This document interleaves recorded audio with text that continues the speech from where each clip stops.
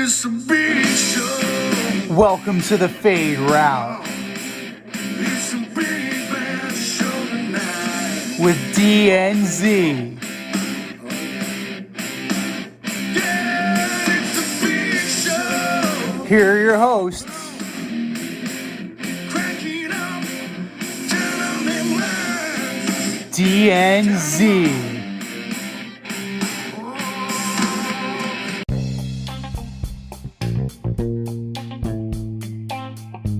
Welcome to this week's episode of the Fade Route with D and Z. I am D, and we have so much to talk with you about tonight.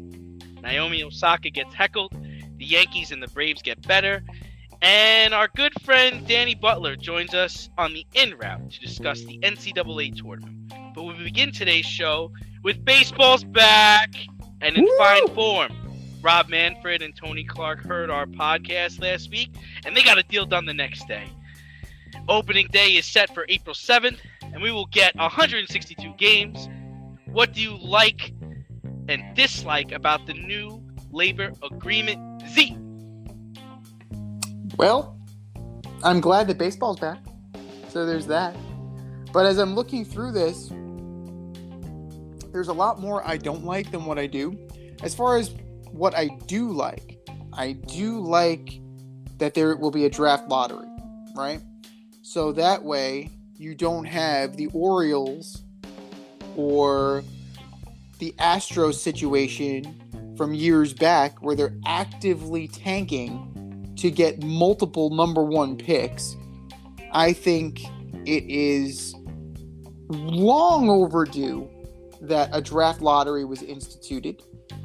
And granted, the top three teams, the three worst teams, I should say, have the highest percentage, the highest probability.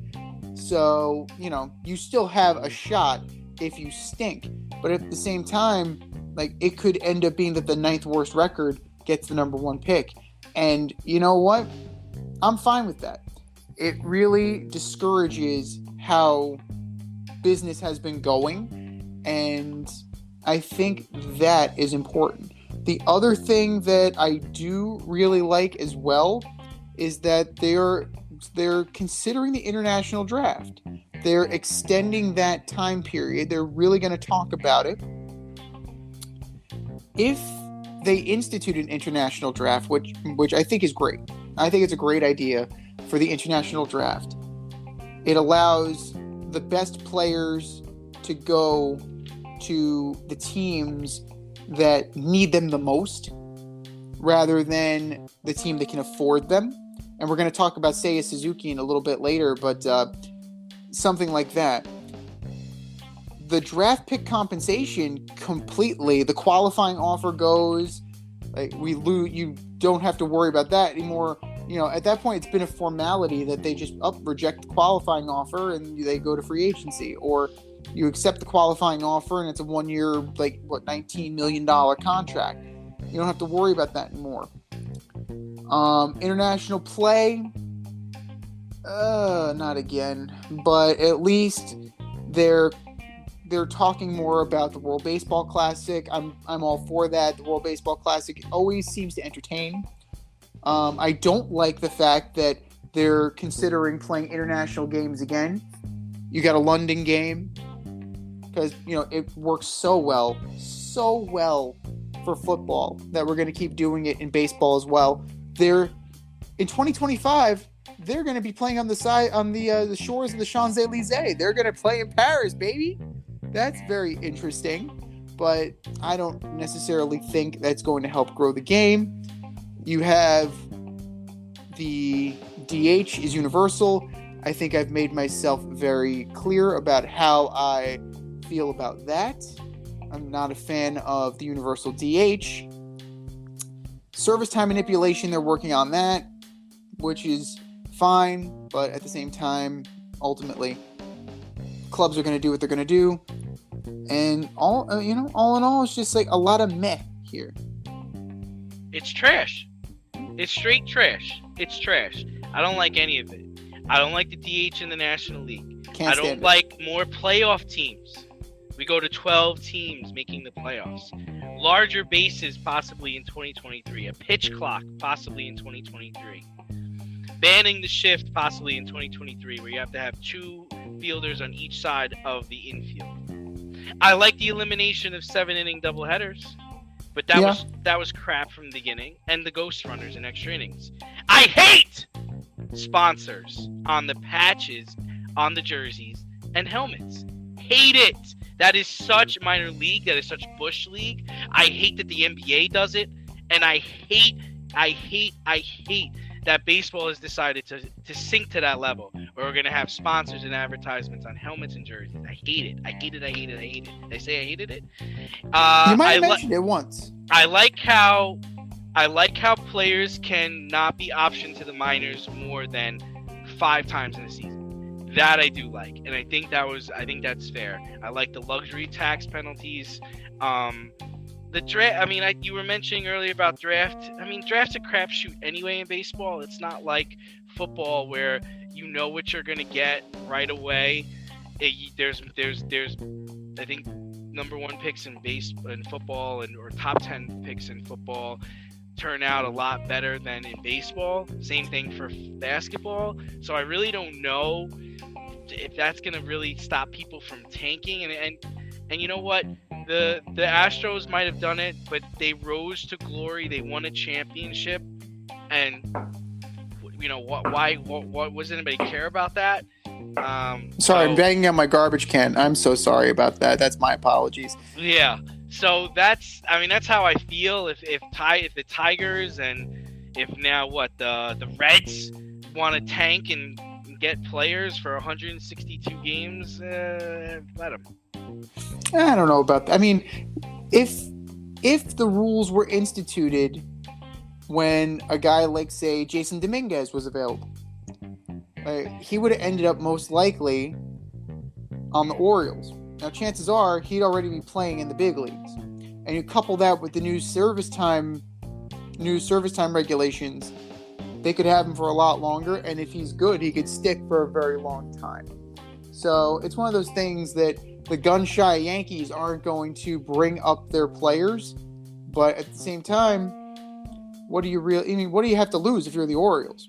If you're bad, you're going to be bad. But now you don't have to worry about that because you can at least be more competitive than you currently are.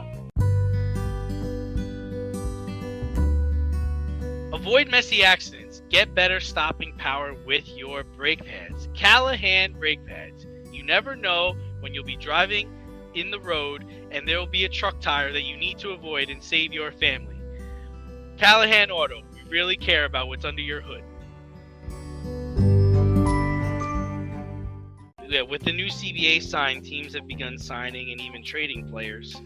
Freddie Freeman remains unsigned, but the Braves have traded with Oakland to get Matt Olson, and the Yankees traded away Gio Urshela and Gary Sanchez to get Josh Donaldson from the Minnesota Twins. With the new DH in the National League, Nelson Cruz signed with the Washington Nationals. Which moves do you like so far? It's hard to say, really. I mean, Anthony Rizzo to the Yankees, re-signing, I think that's a good move. He was a good fit for the Yankees last year. A left-handed bat, short porch. Didn't cost you as much as it would have cost to trade for Matt Olson, because Anthony Volpe, the number 1 shortstop in their farm system, was an absolute untouchable if you believe Brian Cashman.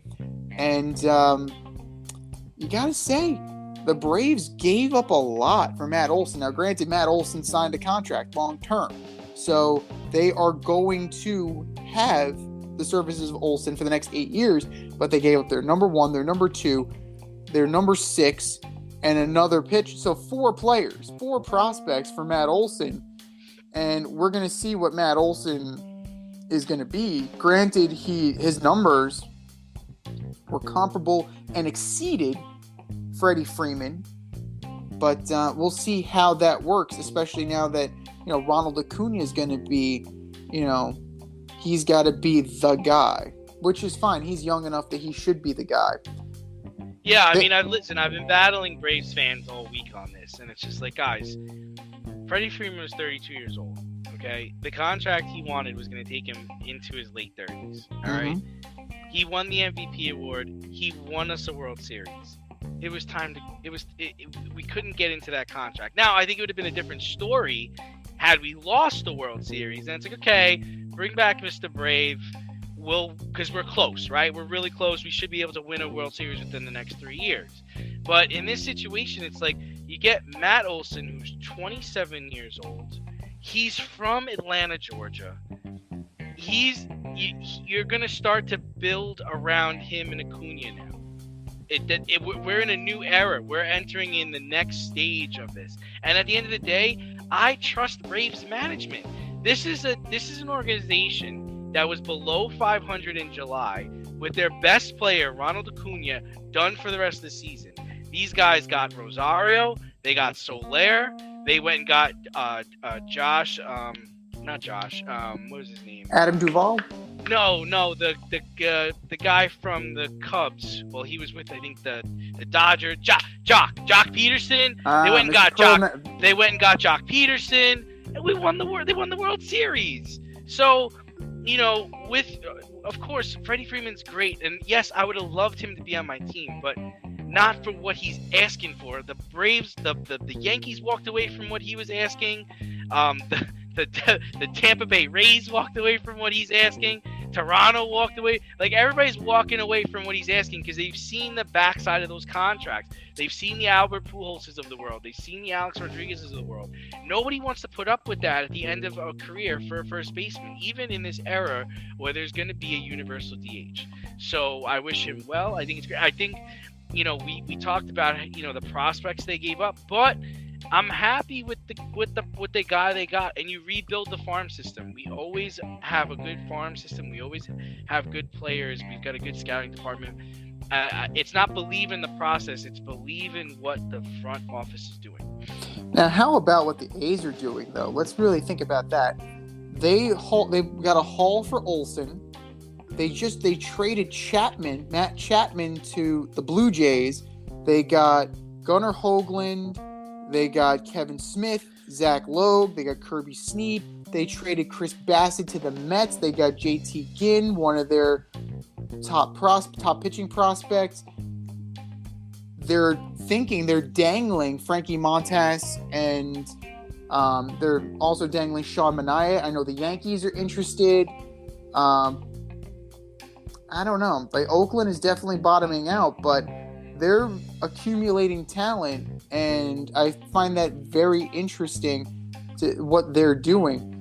As far as moves you don't like, we talk about moves we do like, moves we don't like. I hate the Chris Bryant sign.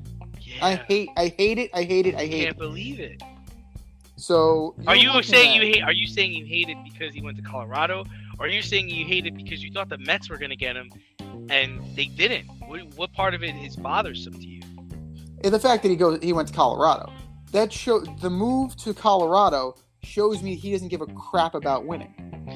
Do you think maybe he was starting to get nervous because he wasn't being signed and this was the only real offer he was given? Because that's what I'm starting to think. Because when you see Rizzo sign a 2-year, $32 million deal, and now let's be real, Chris Bryant is a former MVP, World Series winner, can play first base. He can play first base. And the Yankees, you tell me the Yankees didn't ask him? The Yankees weren't interested in him? So I just think maybe he's far off on his number, and it was starting to get into the time where it's like, gee, I don't know who's going to sign me. There's not many teams left that have that kind of cash. I mean, 7 for 182. I mean, those are drunken sailor numbers, right? So yeah. Who is realistically? I mean, it's not the Angels. They have their third baseman. They have Rendon. But Artie Moreno used to be the guy who'd be good for that kind of ridiculous contract. You're right. Yeah. The Phillies, could they have signed him and then moved Alec Bohm? But they just went and got Schwarber, right? They just brought in Kyle Schwarber to be their DH, or left fielder, however you want to look at it. So you're looking at, I mean, the Red Sox.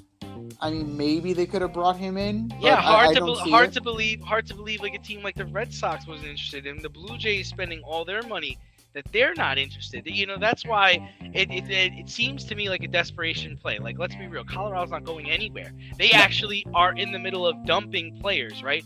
Trevor Story's gone. They Tell traded. me, how do you think Nolan Arenado feels? I want to be the face of this franchise. Oh, we're going to dump you 10 cents on the dollar to St. Louis. Right. Thank They just you. traded their best player away, so they're not in like rebuilding mode. So that's why it makes me feel like, you know what, he was like, man, the market is getting soft, especially now. It's really between him. In my opinion, if I was him, I would be looking at it, man, it's me and Freddie Freeman right now, right? And Carlos Correa. We're the three guys that are left. So, you know, teams, or do teams want me or do they want Carlos Correa? Do teams want me or they want Freddie Freeman?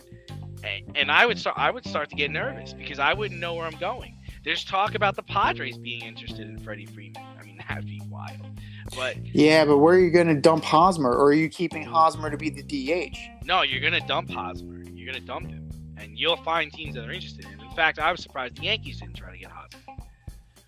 I don't know. I'm not sold on Eric Hosmer. Like if you're looking at the teams, see who left would be who's going after Chris Bryant. Like the only team I could see was the Mets. That's the only team I could see that would be interested in the services of Chris Bryant.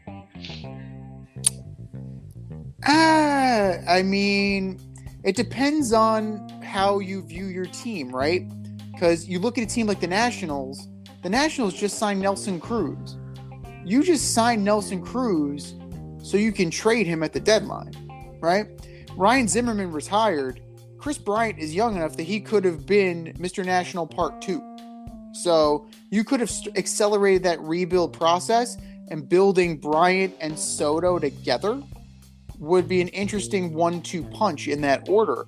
I mean, you look at Minnesota, right? I don't know what the hell Minnesota's doing. They're sellers. But are they? Because they just added Sonny Gray. Like, they're sellers. That's why they added Sonny Gray. They're sellers. I don't know, because you bring in Gary Sanchez, you bring in Gio Urshela. It's a quizzical move because, like, are you treading water? Like, I don't understand that move. You're not going to get anything for those guys. Gray's at the end of his contract. Gary Sanchez is a defensive liability. And then, I mean, Gio Urshela is what Gio Urshela is. Terrible. So, He's terrible. He's like, a 229 hitter? He's awful.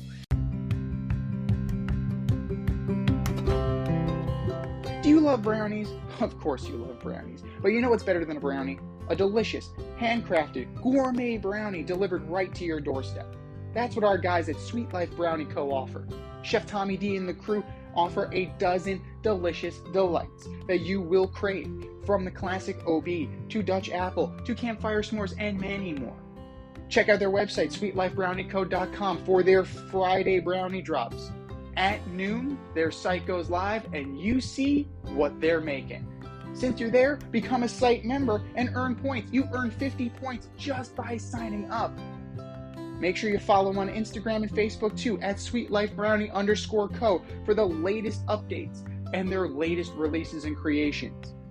That's sweetlifebrownieco.com. Give them a call, 845-641-3043, and tell them D&Z sent you. That's sweetlifebrownieco.com, 845-641-3043. Sweet Life Brownie Co., because there's always room for a brownie. But while teams were signing and trading players, the Padres announced that Fernando Tatis needs wrist surgery and will be out 3 months. Big deal, little deal, no deal. In the long term, it's better that it happens now because, you know, you'll at least be able to get them in theory, you'll be able to get the majority of the season out of Fernando Tatis Jr., but it's got to be a big deal, because when they interviewed him about this, they asked about the motorcycle accident and he said, which one? Yeah, I think that's the bigger deal for me. The bigger deal was his response to the reporter. But maybe to your surprise, I'm gonna say it's no deal. And the reason is he missed 32 games last year. He still hit 42 bombs, made the All-Star team. I mean, he's quite the talent. He's fragile, but he's quite the talent. Talent doesn't last forever, man. And like I said, they're potentially eyeing, from what I'm reading, they're talking Freddie Freeman. I mean, if they get Freddie Freeman, you got Machado and you got Tatis Jr. Jeez, like who else? And who else are we gonna add to this monster team? And Clevenger's there too, right? Clevenger is there. He's coming back. He's coming back this year, right? Now, if I'm them, I'm targeting a guy like, now you sell low. You're selling low, but you're also buying low, and you hope that he turns it around. I'm calling the Yankees, and I'm seeing if they want to do Gleyber Torres for Chris Paddock. If I'm Cashman, they need a shortstop, and I need pitching. It would be a win-win situation. I would at least consider, making that phone call to AJ Preller. Yeah, I don't know if the Yankees are. I don't know if the Padres are done with Paddock, really. I mean, he had a tough year last year, but he's a stud. And yeah, I get what you're doing. You're buying low on Torres, and I think the Yankees would be appreciative. They might throw Voit in the deal, actually. It solves their Freddie Freeman problem. Right. Yeah, I think it's worth Cashman to give a call, because you never know. But I don't know what the Yankees are doing. I don't know what the big plan here is, because Toronto's infield is ridiculous right now. Like, it's ridiculous. Like, the team they're putting together in Toronto is unreal. Like, they're going for it, man. They're going for it this year. It's the Canadian Padres. I mean, we can say it. They are definitely building up an arsenal, and they are loaded for bear. As far as Tatis goes, you definitely, yes, I understand that, he still hit 282. He still had 97 ribbies. He still hit 40-something home runs. But long term, this has to be troublesome if you are the Padres, because your greatest ability is availability, and Tatis cannot stay on the field. And it's shoulder injuries, and it was a rotator cuff, it was a back, it was a wrist. Like, this is, it's not something like it's a hamstring pull. Like, these are things that are going to take, they're going to take some tread off the tire. And to me, it also is an issue of decision making. Like, is this a guy? We just invested $340 million in this dude, and he's pretty fucking reckless. Yeah, I think you need to put. I'm surprised they didn't put the stipulation in his contract where he can't drive motorcycles. Like, that's the old Jay Will, clause in a contract, or Ben Roethlisberger clause in a contract. I know, like, with a lot of football players, they don't allow them to play basketball during the season because, that's a great way to tear an ACL, because every football player thinks he's a basketball player and a rapper. But, But enough about Le'Veon Bell. Yeah. So, they've got this guy locked up for so long. He's going to miss 3 months, but odds are he was going to miss 3 months anyway. As long as he comes back and he does his share, it's not a big deal, but they definitely need to figure out what they're going to do moving forward. Are you in need of air care maintenance or service? I have the company for you. Air Care Technicians. They service the Westchester and Northern Bronx area and can help you with all your heating and cooling, maintenance, and service needs. Just give them a call at 914-315-1547. Again, that's 914-315-1547. Or shoot them an email at aircaretechnicians@gmail.com. These guys are the real deal, as they are veteran-owned, licensed, and insured. Make sure to tell them that D&Z sent you. But in bigger news, and I can't believe I buried this story, but Brady's back. That was fast. It killed me to bury this. After 40 days, Tom likes his path to the Super Bowl through the NFC. What does Brady's return mean for the NFL next season? Well, for starters, he got a month of civilian life, and he's like, nope. Like, oh, Daddy, help me with my math homework. Help me with my math homework. Shit. BA, Jason, let's do this. Let's run it back. Let's run it back. Oh, you got me Russell Gage? Awesome. As far as what it means next year, I think we need to reconsider what we were talking about in terms of who's the best quarterbacks in the league, because Brady's back. Everybody else gets slotted down one. So you have some matchups next year. You got Mahomes. You got Rodgers. You have the upper echelon guys. And I got to see. They already brought back Ryan Jensen. They traded for Shaq Mason. They're remaking the line because Ali Marpet retired. Do they bring back Gronk? Does Gronk, bring in another year? Julio Jones just got released by the Titans. Are you calling Julio? Do you beat the Ravens to Julio Jones? Like, I don't know what the roster construction looks like. You need to bring back either Rojo or Leonard Fournette. Like, you need your running game. You need to get those guys back in the fold. But I think it sews up another division title at the very least. Yeah, I mean, my phone was blowing up, and I was like, I couldn't believe it. I didn't think it was real. I thought it was because a you joke. gave up social media for Lent. You shouldn't have done it. I had no idea. My first thought was I was surprised. I mean, I really thought when he said he was done, he was done. He looked content.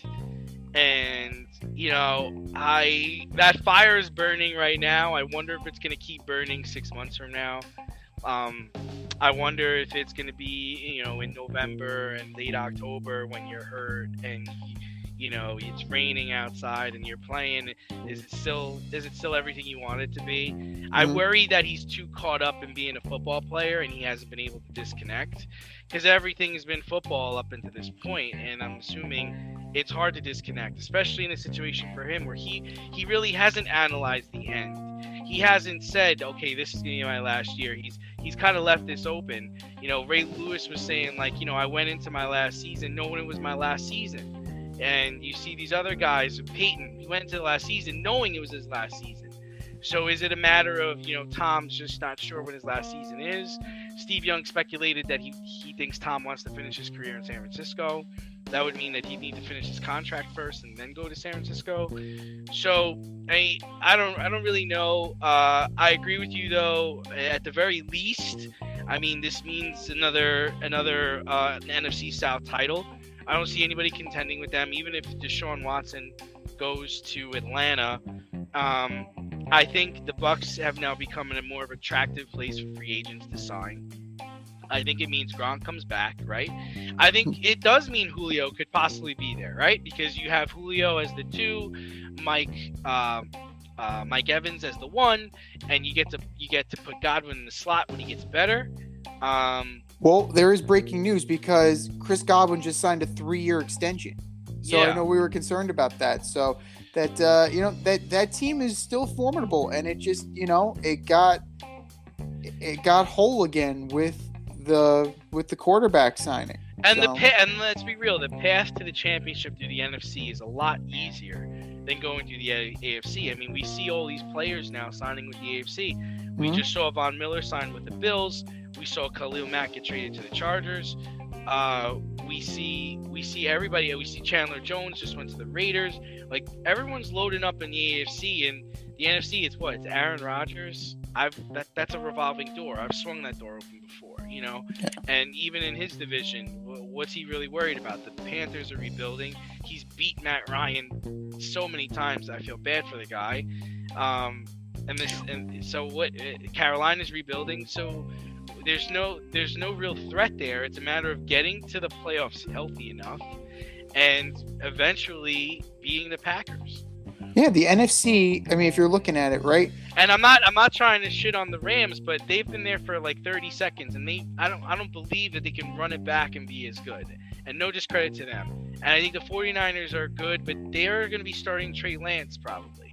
Like, there's a lot of ifs and whats and I don't knows in the NFC, where in the AFC we know, man, you're going to have Josh Allen, you're going to have Pat Mahomes. Now you got this guy, Justin Herbert. You got Russell Wilson. Like, there are some ballers in the AFC. Oh, absolutely. And if you go division by division, honestly, like, the Rams are definitely going to be there. The Packers are going to be there. I mean, in theory, the Cowboys, but the Cowboys just lost their one of their best pass rushers to the Broncos, no less.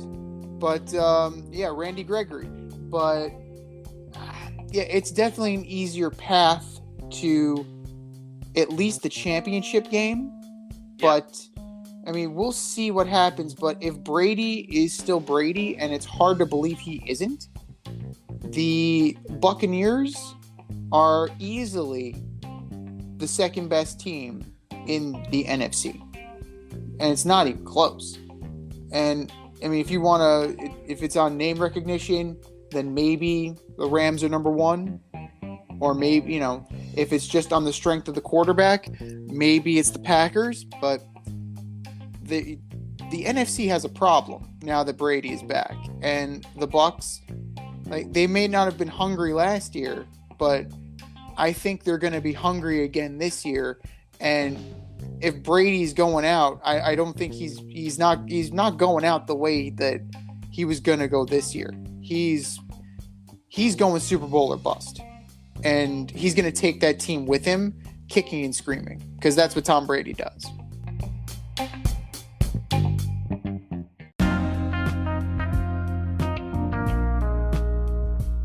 It's the In Route, where friends of the show get a special segment with us. Want to be part of the action? Want to be the newest member of the In Crowd? You know what to do. Hit us up, faderoutemail@gmail.com, or slide in those DMs on Fade Route Podcast on IG, or hit that Twitter, FadeRouteDNZ.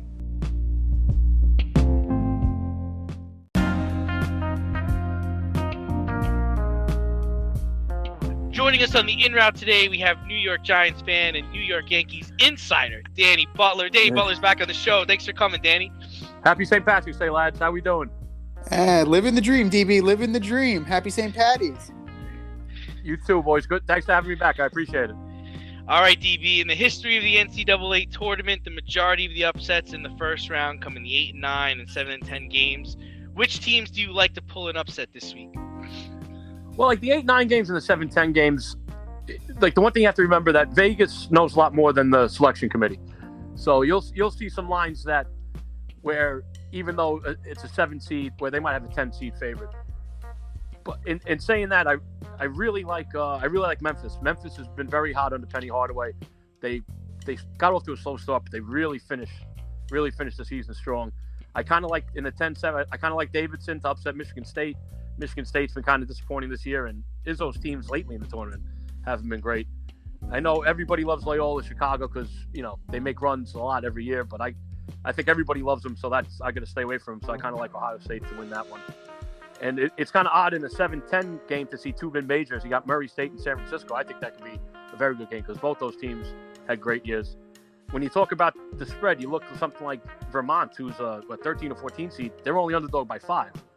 So that lets you know, usually that spread to be double digits. That lets you know that the committee maybe knows something that, the rest of us don't. Actually, Vegas knows something the committee doesn't.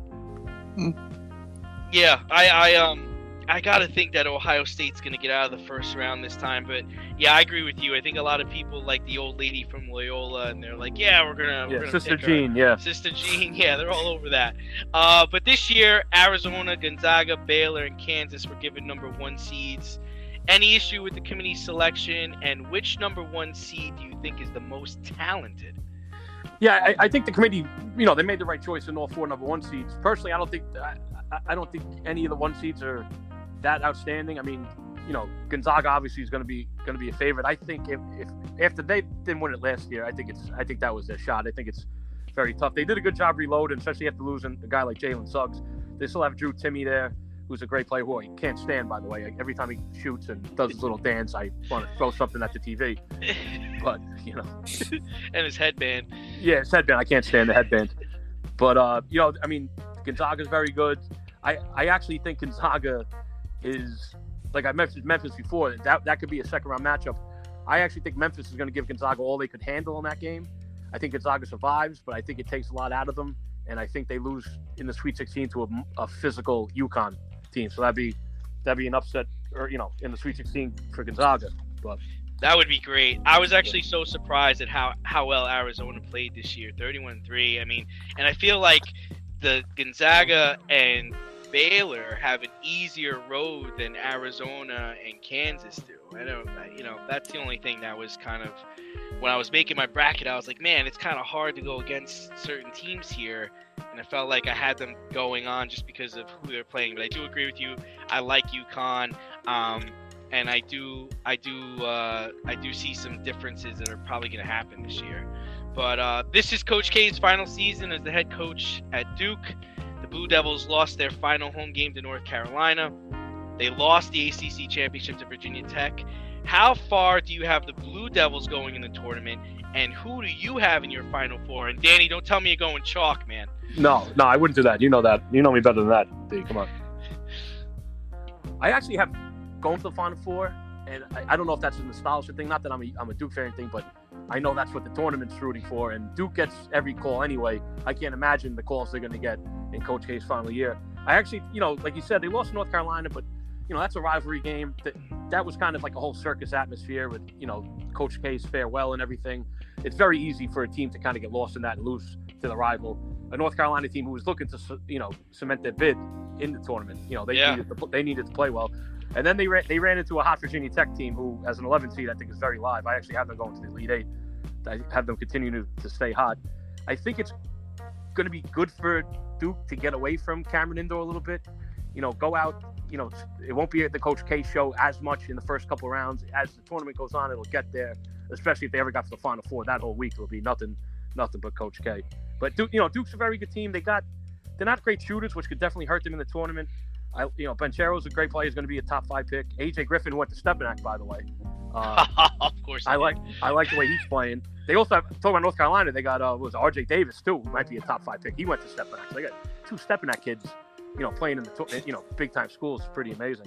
By the way, the Stepanak our freshman year beat us once in football and twice in basketball. I mean, everybody beat us that year, but they beat us 3 times. So yeah, thanks for the reminder on that one. That was a rough one. That was a rough one. Oh God, Stepanak. Why? Step and crap. Let's not. Let's bury the lead on that one. So a lot of money's actually coming in on Duke. So I don't know if they're trying to adjust the money line accordingly, but a lot of bets are coming in. I had this feeling that I've said it last week. Duke. You don't bet against them. That's for damn sure. But Danny, Duke is one of your teams with the other 3. Oh, sorry. I got Duke. I got UCLA coming out of the East. They're a team. Last year they made it. They had a good year, not a great year, but I like them coming back. I got Villanova beating Illinois in the Elite Eight. Illinois is a team I really liked all year, and kind of like one bracket always kind of just turns into like a complete shit show. Disaster. So I have Iowa coming out of the Midwest, and then I have UCLA upsetting Duke, Villanova beating Iowa, and I have Villanova going all the way. I really like what I saw out of them all year and watched them a lot in the Big East tournament. They crushed St. John's, man. That was bad. Yeah, you got Colin Gillespie and Justin Moore, a veteran backcourt that doesn't let things affect them. The game slows down for them. That's what you need in the tournament. So that's why I like Villanova.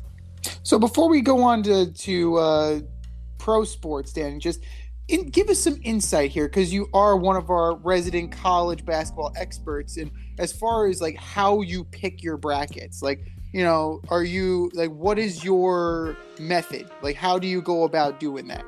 Before I look at the brackets and the breakdown of the regions, I have a couple teams in my head that I've followed all year that I really like, but I just try to go by matchups. Very rarely do I have a team just saying, "Oh, this team's going to win it no matter what." I think in college those years are gone. I think the last time I had that was, the second Florida team, the back-to-back with Noah and Crawford and all those guys. I just try to go matchups by matchups and, do not a ton of research, but just enough so you can kind of see maybe an upset coming. But I don't think I've predicted a Final Four in probably, 25 years. Again, a correct Final Four. Don't be calling me an expert now. Put pressure on me. You're an expert as much as we're experts. And you do your best under pressure, Danny. We know exactly. that. Yeah. Thanks. We did our, you can tell by our brackets last year, we'll stick with the pro as much as we can. But we got to hit you with the local sports. The Brooklyn Nets the other night beat the Knicks 110-107. Durant dropped 53.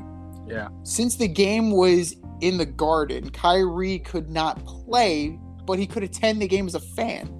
Yeah, he sat makes a lot of sense, doesn't it? You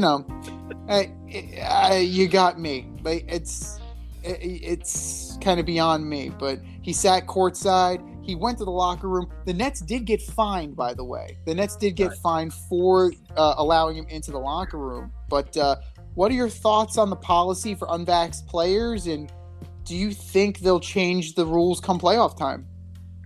I think they will, and I think more importantly, before playoff time, it'll be opening day, because now, it's been in the media a lot about, some Mets and Yankees, like Aaron Judge in particular, that if this rule stays in effect, they won't be able to play at home, which, these guys are outdoors playing, and they're in the outfield 50, 60 feet apart from each other. None of it's made any sense for a long time now, but I do think it'll be changed. If you saw, I know, Anthony, you were at the Ranger game last night, right? Yes, sir. I was. And Governor Hochul got booed pretty loudly, and I think that's the people waking up and having, saying enough's enough with all these mandates that really don't make any sense. No, I completely, I get people are tired of it, and people are just trying to get back to, some kind of sense of normalcy. But DB, if you were the GM of the Nets, would you consider going to Jersey to play in the playoffs if you can't have Kyrie play home games in New York? I mean, I guess that'd be an idea, but I just don't see that happening. Yeah. I really don't. That logistically, that'd probably be a nightmare. But I guess it's an option. Yeah. I don't know. I mean, I suppose it's possible that Sean Marks could pull that card, but I mean, how much of it's also pulling Kyrie Irving aside? And it's like, dude, come on, like, get the fucking jab already. Like, Yeah, no, I know, but Kyrie's a different kind of cat. He always has been. Like, whether you agree with him or not, he beats a different he's exactly. Thank you. Yeah, that's what I was looking for. But for sure. So we're gonna switch to football, and free agency's open. Monster trades are going down, and the Giants have gotten into the act a little bit. They brought in John Feliciano. They brought in a lineman from the Colts. They lost Evan Ingram to the Jags. So, I mean, what do you think of the players the Giants have signed so far? And are there any players you feel they missed out on? And who should they be targeting? Well, first of all, Evan Ingram might be addition by subtraction, because I've never seen an offensive player hurt a team as much as he did. There was more bad things happening. I thought you'd be happy about that. I knew that was coming. Yeah, more bad things happen when they threw in the ball than good things. So that might be a blessing in disguise. Joe Shane's he's in a tough spot. We're kind of in the salary cap hell. I think he's doing the best he can. He re-signed Shepard to a team-friendly deal. He got Martinez to take a salary cut, which will help him. They might trade Bradbury. John Feliciano's a solid player. He's a borderline starter, maybe backup. I think if Nick Gates comes back healthy, at least at center, those two will battle out. Lewinsky, the guard they signed from the Colts, I think that's a good under the radar signing. The Colts had the best offensive line in football the last couple of years, and especially run blocking wise, he was one of the reasons why, along with Quentin Nelson. I do like the Tyrod Taylor signing. I think he's a good, solid backup. He's mobile. He can come in and win a few games if Jones gets hurt, which he's done pretty much every year of his career so far. And if Jones doesn't pan out this year, at least, and you're looking for a quarterback in next year's draft, then at least you got Tyrod Taylor there to kind of, because he's made a career out of that, just waiting for the new quarterback to take over. I don't think Shane has a lot. He'll probably sign a few under the radar guys. I don't think they have the ability where they are salary cap wise to make a big splash. But I like what he's done so far. What about come draft time? Do you see them packaging one of the picks, or where do you I mean, there's a lot of moving parts right now with the Russell Wilson trade and the Carson Wentz trade. Can the Giants possibly dip their toe into some kind of trade market? Maybe dangling the 5 and 7, or maybe both. Like, do you see anything on the horizon? Maybe something you would like?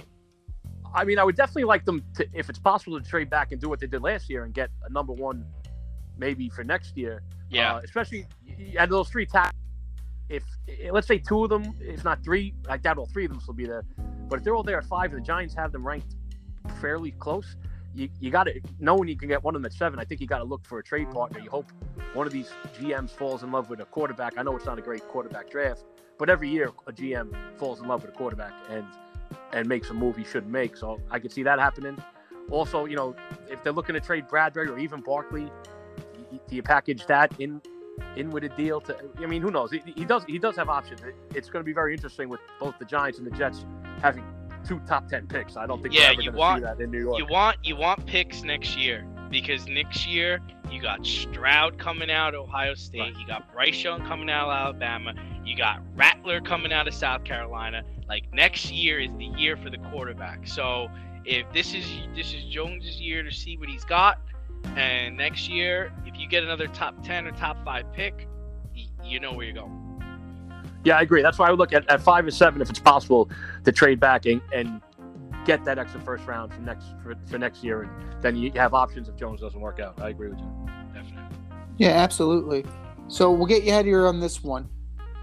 Last time we spoke, baseball was in labor hell. We discussed how the Yankees needed to get to work as soon as the CBA was signed. Well, here we are. Yeah. We've seen them trade Gio Urshela. We've seen them trade Gary Sanchez. They brought in Josh Donaldson and Isaiah Kiner-Falefa. They just re-upped Anthony Rizzo. So what's the next move for the Yankees? What do they need to do? Is it Carlos Correa, or is it maybe dealing some more guys away? Yeah, I don't see. I think they're using Kiner-Falefa as a placeholder till Volpe and the other prospects can come up hopefully next year. I mean, unless the market for Correa really falls apart and they can get him a lot cheaper than they thought, maybe that makes sense. Even though the trade doesn't blow you away, but I don't hate it as much as some people do. I think we got a lot better defensively. Just get rid of Sanchez alone. I defended Gary a lot more than other people did. But he was like the little girl with the curl, where he was either very good, but then he could be very, very bad. And I think we're just better off, similar to Evan Ingram. I think we're almost better off just cutting the cord, and it might be addition by subtraction. So they missed out on trading Gary earlier, and also I think they missed out on trading Gleyber Torres like right after the 38 home run season, because you could have got a lot for him. I don't know if there's a market for him now, especially you have DJ LeMahieu, you got Volpe coming up. I don't know where he's going to be playing.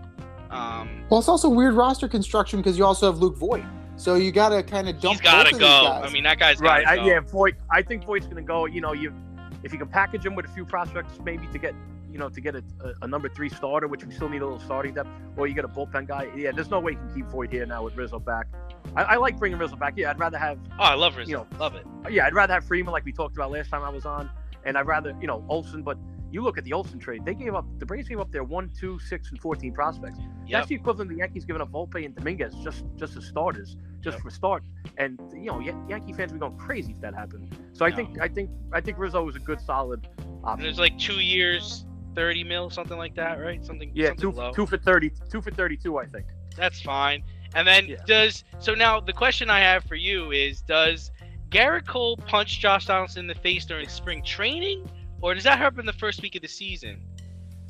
Yeah, obviously they had the problems last year with him making Cole the face of the sticky stuff, and then he could the rest of the year.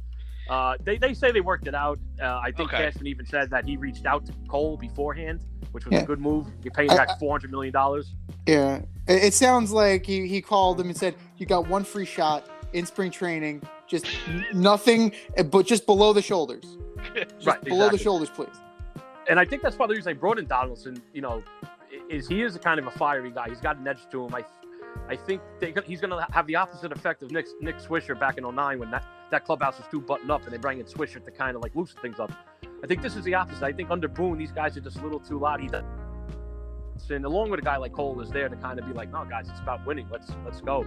So I hope to see that out of Donaldson. Him at Yankee Stadium too. I saw his spray chart. He would have hit 11 to 12 more home runs at Yankee State. Would have been out in Yankee Stadium, especially opposite field. And now you put him in the AL East where he's going to Fenway and Camden Yards for 20 games each. I expect Donaldson to stay healthy, to have a little bit more like he was, with Atlanta a couple of years ago. I mean, there's definitely an opportunity there, and with this roster construction, he's definitely going to have he's going to split some time DH. You're going to have Stanton, Judge. There's going to be a lot of people rotating through that DH. So, I mean, we'll see where Donaldson goes. But, Tubby Hook Tavern, we know it's big day for you guys. It's like the Super Bowl of bar and restaurants. So, you guys have any specials going on, or what's the deal? Yeah, we for Patty's Day all week we have all your Irish delicacies, corned beef and cabbage. We have Irish breakfast, fish and chips. The Guinness will be flowing, the Jameson will be pouring. We got a little live music too, so it should be a fun day. And the first round of the tournament. So Patty's Day in the first round of the tournament, I'll be in all my glory, And no more vaccine mandates. So we abided by it when we had to, but you don't need the vaccine anymore to come in. So Kyrie, come on in. But there it is, Dan Butler, the Tubby Hook Tavern. DB, thank you for coming on the In Route, and he's a member of the In Crowd. And if you want to be a member of the In Crowd, hit us up. Fade Route Podcast on IG, faderoutemail@gmail.com, or slide in those DMs at FadeRouteDNZ. DB, thank you so much for coming on, brother, and we will definitely talk to you soon.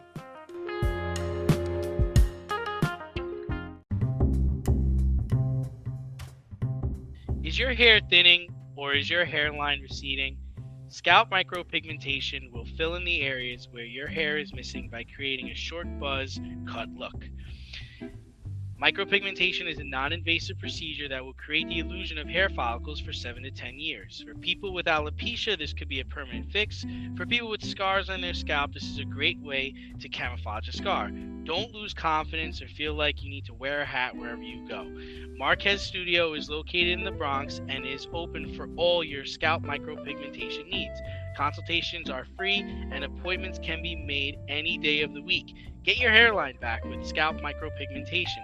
The techs at Marquez Studio have over 30 years of hair cutting experience and can assist you with all of your questions. Call to schedule a consultation today, 646-221-8728. You can also visit them on Instagram at Bronx Marquez to see their gallery and view all their satisfied customers. Again, that is Marquez Studio, located in the Bronx, New York, 646-221-8728.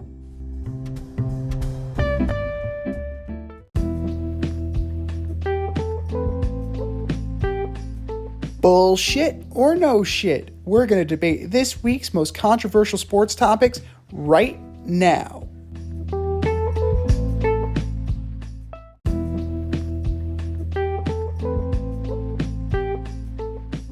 All right, ladies and gentlemen, you know how it goes. We have a statement. If we agree with the statement, it is no shit. If we disagree with that statement, it is bullshit. Bullshit or no shit. Number 1, Mitchell Trubisky will revitalize his career with the Steelers and make the Pro Bowl. Oh man, I'm on this. This is no shit. He's got a real coach in Mike Tomlin now. They will play off of Mitch's strengths and give him every opportunity to succeed. So if it doesn't work out in Pittsburgh, it is because of him. I think it's interesting how last year Mitch being a free agent was a non-story, right? And then he signs a 1-year deal with Buffalo. No one says everything. But this year, signing with Pittsburgh, it's a big deal. And it's like last year, everybody loved their quarterback, and this year, nobody likes their quarterback, right? It's like quarterbacks are getting traded, quarterbacks are getting signed. It's been a weird offseason. It's been a crazy offseason so far. I will concur with that. I mean, you're looking at guys like Tyrod Taylor getting a 2-year deal from the Giants. I would have earmarked Mitchell Trubisky to be, on their radar at least. But I'm going no shit as well from the standpoint of, if you look at his career numbers, he's still 8 games over 500, right? 64 touchdowns, 38 picks. He was a one-time Pro Bowler, but I mean, it's time to be real here. It's a come to Jesus meeting on the Pro Bowl. Is that really a revitalization of your career? Let's be real here. No. It's players opting out because, oh, I'm injured. Or I gotta go to the Super Bowl. Right, or I'm in the Super Bowl, or I just don't want to fucking come. No, I did this already. Yeah. I got It's my like- bonus. I'm good. Right. So is that a revitalization of his career? I don't think so. I mean, a revitalization of his career to me would be that he leads the Steelers to a division title. In That a would division, that would be impressive. in a division with Lamar Jackson and the Baltimore Ravens. And don't Like- forget the defending AFC champion, The Cincinnati Bengals. who I just didn't signed forget about Alex them. Kappa and Ted Karras to their offensive line. They're finally addressing the line. They almost got Joe Burrow killed multiple times. No, they're But, gonna be formidable this year, man. Those two you guys hope can- so. Those guys can block. They have no choice. They gotta be. But to me, revitalizing his career, it's definitely, there's some expectations. You're going there to compete with Mason Rudolph. Right. Wink, wink, nudge, nudge. I'm going to compete with Mason Rudolph. No, the only thing I can compete with in Mason Rudolph is like who's going to get swung on by Miles Garrett. That's the only thing that I'm competing with Mason Rudolph. Trubisky, it's his job. And unless he totally Matt Flynn's it, I think he'll be fine. But he'll make the Pro Bowl. So I guess by extension, it's bullshit. I'm going to say bullshit because I don't believe the Pro Bowl means revitalizing your career. I think he'll be solid. I think the Steelers are a wild card team with him as presently constructed, especially if the Ravens finally get Julio Jones. I'm not saying, I'm just saying, guys, now you don't have to give up the draft pick compensation. Sign him. Give Lamar Jackson his weapon. And if they do that, I mean, Pittsburgh's in second. But if the Ravens stand pat, Steelers got a shot at that division title. Bullshit or no shit, number 2. Naomi Osaka's mental health is becoming a bigger story than her accomplishments on the tennis court. Oh man, this is such a tough story. I'm gonna say no shit on this one. This comes up as a woman yelled "You suck" and rattled Osaka over the weekend, to the point where she tried to address the crowd during the match, lost the match in straight sets, and then addressed the crowd after the match. If this is a health thing, I'm not sure what she should do moving forward. If an ignorant comment made by a fan brings you to tears, I mean, jeez, that's tough. And the thing is it's not even true. She's one of the best tennis players in the world, and it's really just a shame. I'm going no shit on this because it's about her as a person. Personally, she's in a mental state as such that she can be unnerved by a singular comment from a singular fan, right? We used to call that rabbit ears, but it was a different time. It was a less sensitive time. And right now, we need to be cognizant of the fact that people are sensitive to these things. And, she's immensely talented. It goes without saying that she is an immensely talented tennis player. It needs to be about her as a person right now. And her personal life, her personal mental health is overshadowing her talent on the tennis court, as it should, because this is a mental health issue that's playing out in public. Similarly to the Ben Simmons thing. The only difference is that he's in a team sport, in a team environment, and there was just an extra bit of drama because, the organization and he were at an impasse as far as how to treat it. So, I'm going no shit, but I wish her well. I hope she's able to figure out how to cope with this, and if she's able to make it back, and she's able to deal with the rude fans, because I mean, fans are getting ruder, they are getting cruder. I know that there was one incident on a golf tour that they were throwing beer cans on the course. Like, it's just this landscape of fandom is changing, and athletes need to be aware of that. Athletes need to be cognizant of the fact that they may not be universally loved or beloved, and you have to find a way to cope with these issues. Bullshit or no shit number 3. Deshaun Watson will be a Carolina Panther next season. Man, if you asked me this earlier in the day, I would have said no shit. But I think I'm changing my mind here. I'm gonna say bullshit, because it looks like Atlanta could be getting involved, and he's from Atlanta. He was a ball boy for the Falcons. He knows the Blank family. Yeah, I'm going bullshit right now. I'm going bullshit as well, but it could be any team in the NFC South that's not the Tampa Bay Buccaneers, because I know the Saints were in on him. The Saints were in on him. They met with him today. Carolina is well documented. Atlanta, you mentioned, but Atlanta's tearing it down, man. Atlanta is tearing it down right before our eyes, with Gage being gone and Calvin Ridley being out for the year, and they already traded Julio Jones. Like, and you have Matt Ryan. Well, I don't know if Kyle Pitts, Kyle Pitts and Cordell Patterson. That's it. I don't know if you're tearing it down, man, because I heard Jarvis Landry went there today. You signed Jarvis Landry, you signed Deshaun Watson, you trade Matt Ryan to Indianapolis, get some picks, and you're competing. Like, that division, it's up for grabs. I mean, yeah, you got to go through Tom, but, I mean, what about going forward? All the teams in that division, aside from Tampa, are kind of starting over at quarterback. They are kind of starting over at quarterback, but at least I'm more comfortable with the Saints situation. They have more pieces, and that defense plays. That's the one thing that I have going for me. If I'm Deshaun Watson, I'm going to try to maneuver my way to New Orleans, because I have a better situation.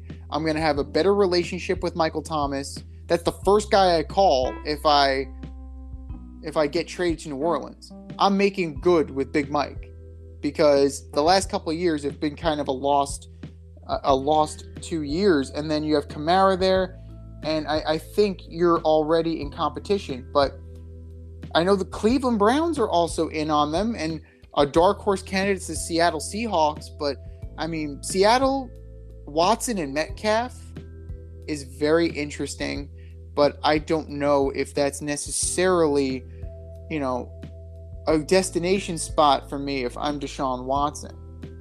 And then you also have the issue with the Panthers possibly trading Christian McCaffrey. What do I really have there? Robbie Anderson?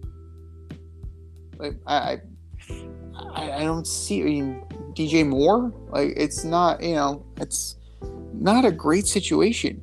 So, to me, I'm going bullshit, and I really feel that New Orleans would be the best fit for him at this moment, provided that he's not suspended and there's no additional action taken. I know there's nothing criminal. That's been reported, that there will be no criminal charges, but we'll see if the league takes action. But it just doesn't look good for David Tepper and the Carolina Panthers.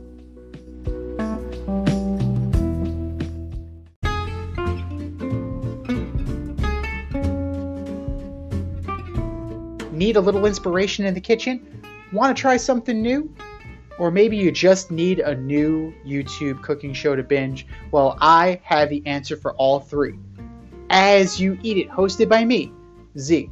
I invite you into my home and show you methods designed to empower and inspire you in the kitchen.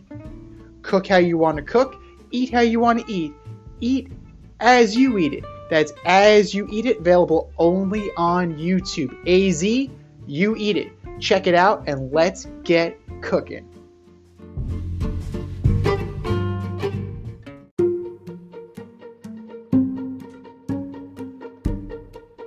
The Fade Store presents the Alleged Superstar of the Week Award.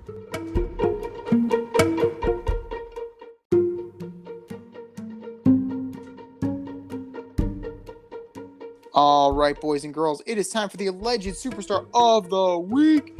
You know how it goes. We put up a poll after the show, and you vote, and you vote, and you vote, until the next week, when we unveil the winner. And do you know who won last week, D? I don't. You don't, but I have a feeling you do. This one was this was very low-hanging fruit. One Mr. Calvin Ridley. If you were placing bets on that, I think you would have won the pony, Calvin. I think you would have won the pony. So, hit us up on our poll at FadeRouteDNZ on Twitter. And again, if you have somebody we missed, put it in the honorable mention, and we'll take it from there. So, who are your Alleged Superstar of the Week nominees, D? All right, first up, I got Fernando Tatis Jr., one of the highest paid players in Major League Baseball. Fractured his wrist, riding a motorcycle. Come on, your team needs you. Out 3 months with this injury, that's just ridiculous. You're not taking your profession seriously. Up next, I got a team, the Dallas Cowboys, letting Randy Gregory hit the free agency and sign with the Denver Broncos. 16 and a half sacks in 50 games. Guys, you can't tell your players to seek better deals and then you think you're going to sign them. Dallas Cowboys, you are my Alleged Superstar of the Week. And last, and certainly least, the Jaguars, signing Christian Kirk for more money per season than Tyreek Hill, Mike Evans, Stephon Diggs, Cooper Kupp, and Adam Thielen. This is a guy who's never had a 1,000-yard season. Jacksonville Jaguars front office, you guys are my Alleged Superstars of the Week. What about you, Z? That's pretty bad. Pretty bad, man. What are you doing? What are you doing? Christian Kirk was like, where's the pen? I'm going to sign this thing right now. I'm not fucking leaving. I'm not leaving. I'm signing this thing. You gave it to me. I'm taking it. Exactly. Now, my question is this. Was Evan Ingram waiting outside? Because, he got ridiculous money, too. I don't know what Trent Baalke sees right now, but as far as what the Jaguars brought in, Brandon Sheriff is the only one that, the only signing that I like. They really shored up that offensive line. So, I don't know. And Baalke's saying that in the future, free agency isn't the way they want to go. Well, you could have fooled me, Chief. You could have fooled me. I only have two this week, but they're two pretty big ones. Kyrie Irving. Now, I know. He put up 60. He scored 60. Yes. However, that spectacle at the Garden with him walking around like a prima donna, making sure everybody saw him and he's camera ready, he's sitting courtside, made it all about him. This season has been about him. It's constant. He's Poochie. If everybody follows The Simpsons, you had Itchy and Scratchy and Poochie. It was written into the contract that you always had to talk about Poochie. You had to ask, where's Poochie? Where's Kyrie? How's Kyrie feeling? Dude dropped 60, but he could be doing this all the time.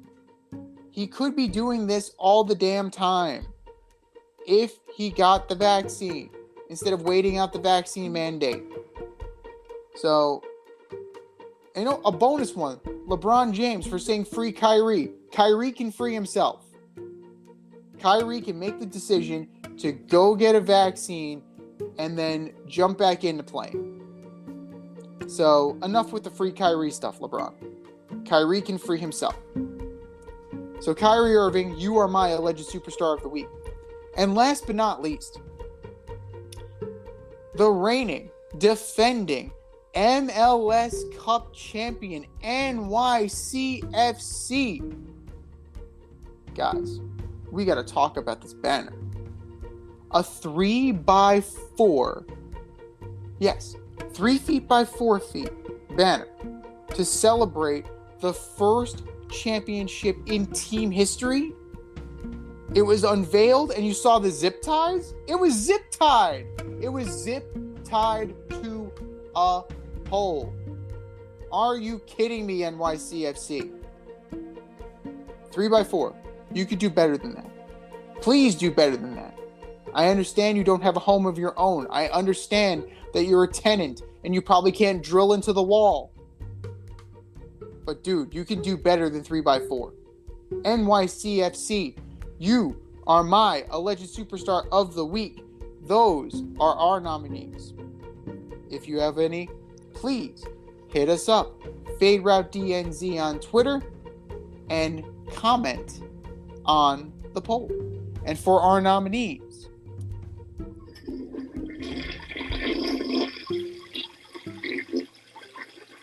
just do better. Just do better.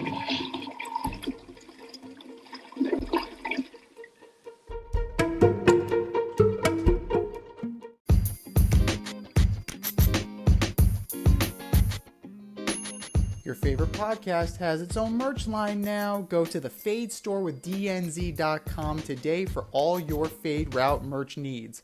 I'm talking tank tops, t-shirts, sweatshirts, like yoga pants, we got those too. Like some cool accessories, we got those too. And we're not done yet. We have so much more planned for you, but check out what we have today at the Fade store with DNZ.com. That's the Fade store with DNZ.com.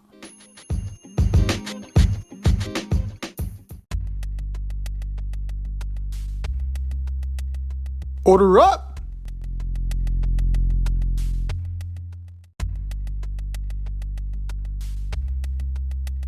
All right, boys and girls, it is a special edition of Order Up.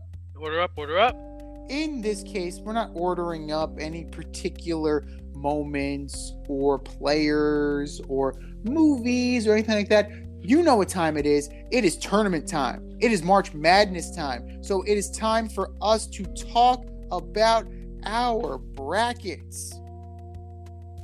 Who you got in the Final Four? And are there any notable first and second round games, D? Yeah, so I filled out my bracket online, and everybody should too. But I have a couple of surprises in the first round. I got Vermont beating Arkansas. I have Indiana beating St. Mary's, and I have Marquette beating North Carolina. In the second round, I have TCU beating Arizona. I got LSU beating Wisconsin. And I've got Providence beating Iowa. I have Providence actually going pretty far, and I have TCU going pretty far. But ultimately, I decided to go with the Zags, Baylor, Tennessee, and Auburn in the Final Four. So I got 2 1s, a 2, and a 3. How about you, Z? Not bad. Not bad at all. And you can play along with us too, ladies and gentlemen. We have an ESPN Tournament Challenge bracket. Go sign up today. Pick Route 22. So that's Pick Route 2022. Find us, sign up, enter your bracket. We have one that's already simmed for the podcast. D and I have entered our individual brackets. DB has also entered his. So you could be playing against some big time heavy hitters here. As far as first round upsets, I usually go for like the 5-12s. I'm looking for the 8-9s in traditional fashion. My 2 big upsets, I have UAB over Houston, and I'm taking Indiana over St. Mary's. I just feel like, St. Mary's coming out of the West Coast Conference, they don't really play stiff enough competition, and I think Indiana will definitely exploit that. As far as surprise teams that make a run, I'm with you on Providence. I think that they will definitely make a pretty good run. I actually have them taking out Kansas in the third round. So another 5-12 that you may or may not. I mean, I know you like Iowa. First round, I'm taking Richmond and knock them out. So we'll see how that one goes. But other than that, pretty straightforward. Pretty straightforward bracket. As far as my final four, I have 2 number 1s, a number 2, and a number 3. So I have Texas Tech and Baylor, and I have Whoa. Arizona and Auburn. Okay. And then who do you have meeting in the championship? So, yeah, I'm going Baylor, Arizona. I mean, I don't believe in Bruce Pearl. Like, I can't do it. I can't get behind Bruce Pearl. I know. I felt the same way. I had a tough time going with it, but ultimately, I mean, we talked about it a couple weeks ago. I just think it's Auburn's time. And their road is going to be tough. So I mean, it's definitely possible that they don't get there. But no, totally. Who's your champion? So I have Arizona beating Baylor.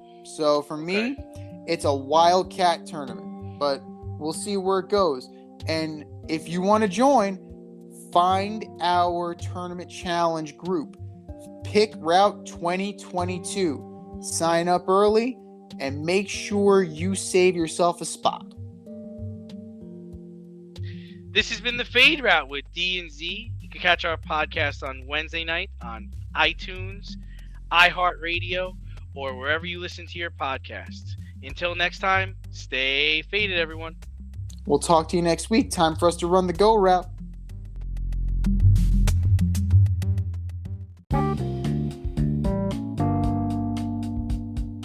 If you want to get in on the action, we want to hear from you. Hit us up at Fade Route Podcast on IG, faderoutemail@gmail.com, or slide in our DMs at Twitter at FadeRouteDNZ. Questions, comments, picks, segment suggestions, you name it. We want to hear from you. Get at us, in crowd. Thanks for listening to this episode of our podcast. If you like what you heard and want to hear more, be sure to like and subscribe on your favorite podcast platform. Rate us 5 stars, leave us a review, turn on subscription notifications, and tell your friends. Spread the word, spread it wide.